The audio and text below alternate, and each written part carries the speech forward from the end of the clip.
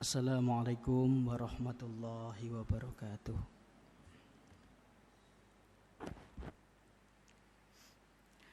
Bismillahirrahmanirrahim. Alhamdulillahi rabbil alamin. Wassalatu wassalamu ala asrafil mursalin wa imamil muttaqin, nabiyina wa habibina Muhammadin wa ala alihi wa sahbihi ajma'in. Subhanaka la ilma lana illa ma 'allamtana innaka antal alimul hakim. Kita melanjutkan kajian kitab Hadis Arba'in yang pada hari ini sampai pada hadis ke-16. An Abi Hurairah radhiyallahu an, diriwayatkan dari sahabat Abu Hurairah radhiyallahu an. Hadis ke-16 ini hadis diriwayatkan oleh sahabat Nabi yang bernama Abdurrahman bin Sakhr, kunyahnya Abu Hurairah, dan beliau lebih populer dengan kunyahnya Abu Hurairah. Sahabat yang paling banyak meriwayatkan hadis Nabi. Anna rajulan, bahwasanya seorang laki-laki, qala lin Nabi sallallahu alaihi wasallam, laki-laki itu berkata kepada Nabi sallallahu alaihi wasallam. Kata dia, ausini. Ausini itu kalau kita terjemahkan populer, berikan aku tausiah. Jadi kalau kita mendengar kata tausiah, itu sudah digunakan oleh sahabat Nabi ketika meminta kepada Nabi, mengatakan ausini. Ausini berarti kalau diterjemahkan populer, berikan aku tausiah. Tausiah itu dari kata wasiat. Wasiat itu maknanya adalah komitmen kepada seseorang pada satu perkara yang penting.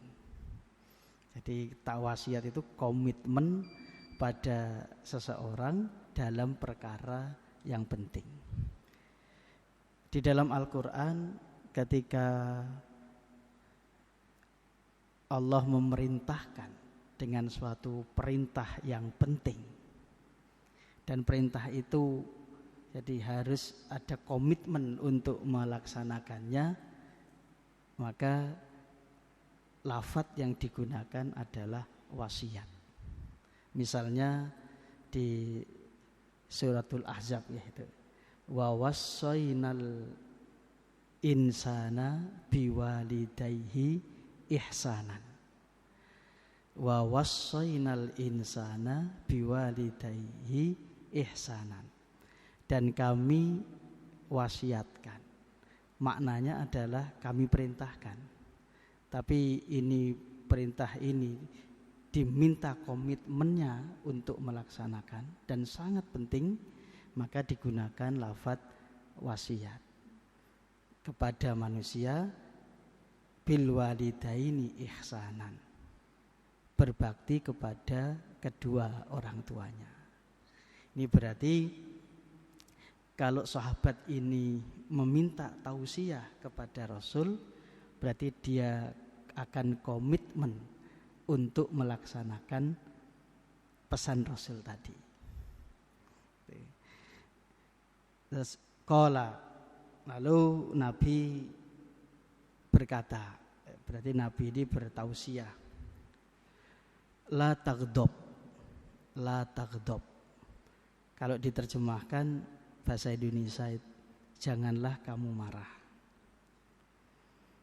Faraddada miraron, laki-laki ini lalu mengulanginya berkali-kali, minta diberi tausiah, mungkin ada tausiah yang lain begitu. Tapi setiap kali dia mengulangi minta tausiah kepada Nabi, Nabi memberi tausiah yang sama, la taghdab, janganlah engkau marah. Ini menunjukkan bahwa Nabi Muhammad mengetahui kondisi psikologis orang laki-laki yang minta tausiah Nabi, bahwa dia itu punya sifat pemarah. Itu Nabi kita itu begitu. Jadi Nabi itu kalau memberikan pesan selalu mempertimbangkan kondisi, termasuk kondisi psikologis sahabat yang diberi pesan. Misalnya ada sahabat tanya tentang amal yang utama, dijawab Nabi birrul walidain, bakti pada orang tua. Tapi ada yang lain tanya minta pesan yang sama, dijawab jihad fisabilillah. Itu yang lain bertanya yang sama, dijawab as-sholatu li waqtiha, salat pada waktunya. Jawaban Nabi yang berbeda-beda ini tidak bertentangan. Tapi ini adalah Nabi memberikan jawaban sesuai dengan kondisi yang bertanya. Kalau dijawab as-sholatu li waqtiha, berarti yang bersangkutan memang tidak terlalu menjaga sholatnya. Kalau dijawab birrul walidain, berarti yang bersangkutan, jadi sepengetahuan Nabi itu kurang berbakti kepada kedua orang tuanya. Nah ini diminta tausiah, diberi tausiah Nabi, la taghdab, berarti orang ini punya sifat pemarah. Periwayat hadis Abu Hurairah itu tidak menyebut siapa laki-laki ini. Abu Hurairah tidak menyebut siapa laki-laki yang minta tausiah ini, itu karena kesengajaan. Yang pertama bahwa jadi bisa jadi itu adalah aib bagi seseorang, tidak perlu diceritakan siapa orangnya. Dan tidak perlu juga menelusuri, memeriksa orang ini siapa. Yang penting adalah pesan jadi yang dikandung oleh hadis ini. Hadis ini rawahul Bukhariyu, dikodifikasi di dalam Sahih Bukhari. Berarti derajat hadisnya sahih. Berarti ini otentik, ini adalah tausiah Rasul kepada seseorang yang minta tausiah tadi, yaitu larangan marah.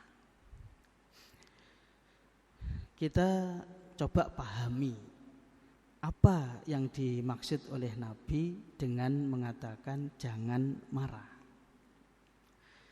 Kalau kita baca Al-Quran, malaikat bertanya kepada Allah, ataj'alu fiha man yufsidu fiha wa yasfikud dima. Ketika Allah menyampaikan kepada malaikat bahwa Allah akan menjadikan khalifah di bumi, malaikatnya tanya, ataj'alu fiha may yufsidu fiha wa yasfikud dima. Apakah engkau hendak menjadikan orang yang akan membuat kerusakan di bumi dan menumpahkan darah? Pertanyaan malaikat ini mengisyaratkan bahwa jadi manusia itu mempunyai satu potensi syahwat. Dengan adanya potensi syahwat itu, maka bisa jadi manusia membuat kerusakan di bumi. Yang kedua, pertanyaan malaikat itu juga mengisyaratkan manusia memiliki potensi ghadab, marah. Yang dengan adanya potensi ghadab, marah, maka bisa jadi manusia itu karena kemarahannya menumpahkan darah. Tapi kemudian dijawab di situ, inni a'lamu ma la ta'lamun. Aku mengetahui apa yang tidak kalian ketahui.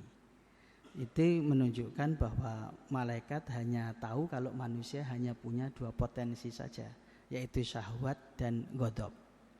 Di ayat berikutnya wa 'allama adamal asma'a kullaha. Oh, ini berarti manusia juga diberi potensi quwwah akliyah, potensi akal. Berarti dari kisah ini, dialog Allah dengan malaikat menunjukkan bahwa dalam hidupnya manusia itu mempunyai 3 potensi. Potensi syahwat, potensi ghadab, marah, dan quwwah akliyah, potensi akal. Salah satunya dari 3 potensi ini yang berhubungan dengan hadis kita adalah potensi ghadab, potensi marah. Berarti itu adalah marah itu salah satu dari potensi hidup manusia. Artinya dalam kehidupan manusia membutuhkan potensi marah. Lalu kita lihat lagi di dalam Quran, dihikayatkan 2 nabi yang marah. Yang pertama hikayatnya Nabi Musa alaihissalam. Sekembalinya dari munajat di Sinai, Nabi Musa melihat kaumnya Bani Israel menyembah patung anak sapi. Lalu Nabi Musa jadi marah kepada kaumnya. Dan di Quran marahnya itu dinyatakan dengan lafaz ya ghadab, marah. Nabi Yunus juga di Quran juga dihikayatkan jadi beliau mughadiban, marah kepada kaumnya. Jadi karena kaumnya tidak menyambut dakwahnya Nabi Yunus.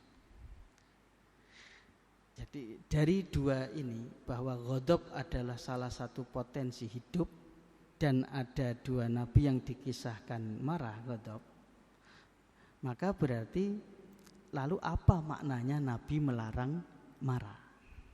Karena marah ini adalah salah satu dari potensi hidup. Bahkan untuk menegakkan yang benar, Nabi Musa dan Nabi Yunus juga menggunakan marahnya. Ghadab, marah itu, ghadab itu di dalam bahasa Arab itu dziddur ridha, lawan kata dari ridho. Jadi ghadab itu, marah itu lawan kata dari ridho. Ridho itu menerima, rela, berarti lawan katanya ridho adalah ghadab. Nabi melarang la taghdab, janganlah kamu marah.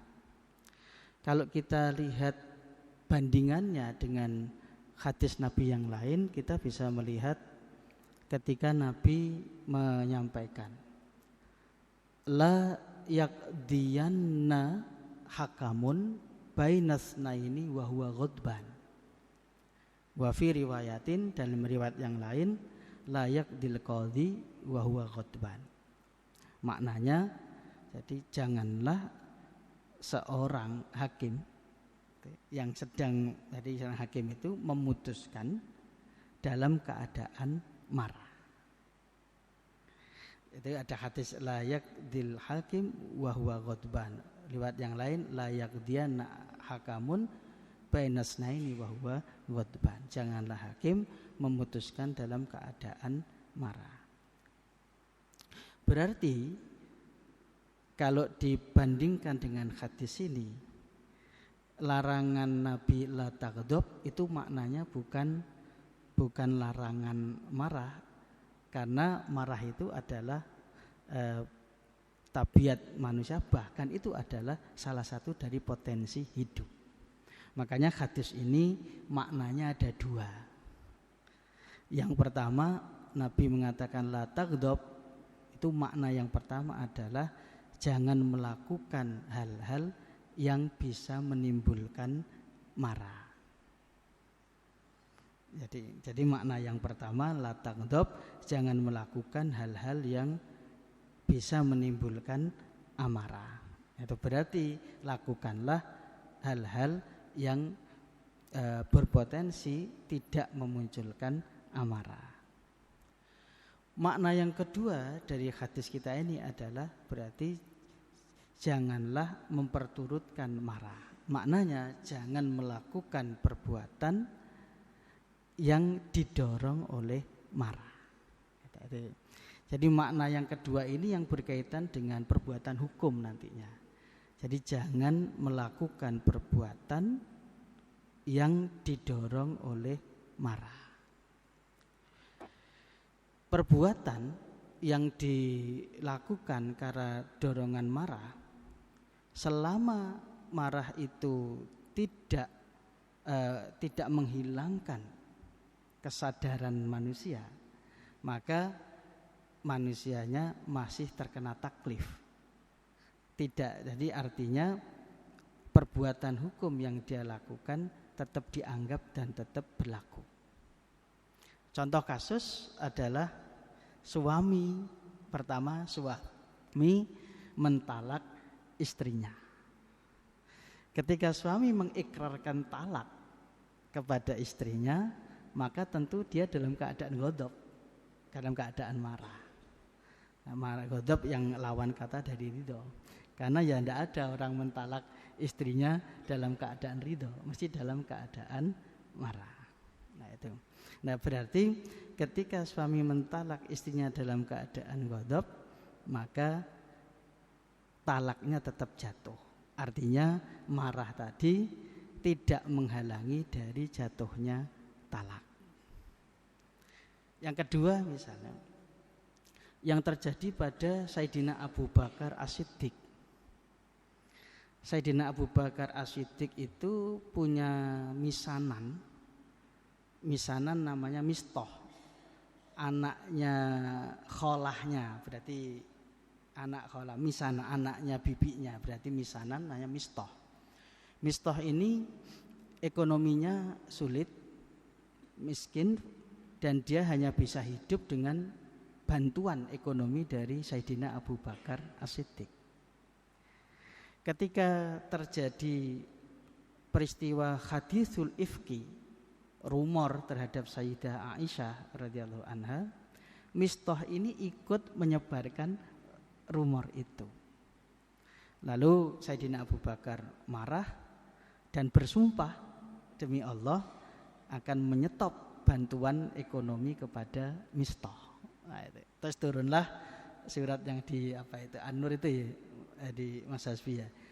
La ya'tali ulul fadli itu kan. Janganlah orang yang punya keutamaan, kelebihan itu bersumpah itu, sehingga tidak memberikan lagi bantuan kepada kerabatnya yang miskin dan seterusnya. Nah, setelah turun ayat itu, Sayyidina Abu Bakar rujuk membatalkan sumpahnya. Membatalkan sumpah itu kan berarti dengan kafarat. Artinya karena membatalkan sumpah dengan kafarat, berarti sumpah yang diucapkan Sayyidina Abu Bakar yang dalam keadaan marah itu tetap berlaku. Tetap berlaku.